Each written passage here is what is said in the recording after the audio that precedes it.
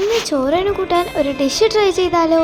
ഇതൊക്കെ നമ്മുടെ ഡിഷിന് ആവശ്യമായ സാധനങ്ങളാണ്. ക്യാരറ്റ്, ഇഞ്ചി വെളുത്തുള്ളി പേസ്റ്റ്, വെളിച്ചെണ്ണ, മുളക്, കടുക്, പിന്നീട് തൈര്, പച്ചമുളക്, കറിവേപ്പില, ജീരകം എന്നിവ, അരച്ച തേങ്ങ, മാമ്പഴം, കറിവേപ്പില, ഒരു ഗ്ലാസ് വെള്ളം, പിന്നീട് മുളക് പൊടി, മഞ്ഞൾപ്പൊടി.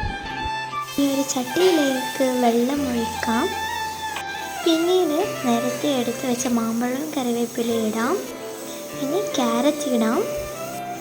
ഇനി നമ്മുടെ ഇഞ്ചി വെളുത്തുള്ളി പേസ്റ്റ് ഇടാം.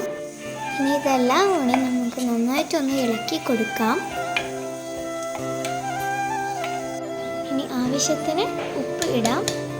ഇനി നേരത്തെ എടുത്ത് വെച്ച മുളക് പൊടിയും മഞ്ഞൾപ്പൊടിയും കൂടി ഇട്ടിട്ട് നമുക്കൊന്ന് നന്നായിട്ട് ഇളക്കി കൊടുക്കാം.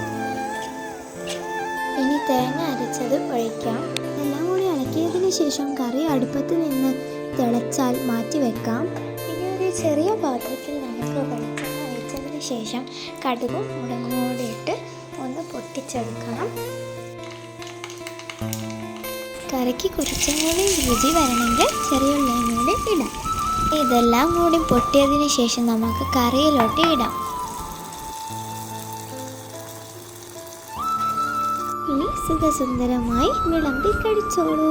നമ്മുടെ കറി ready. So see you on the next video. Bye bye.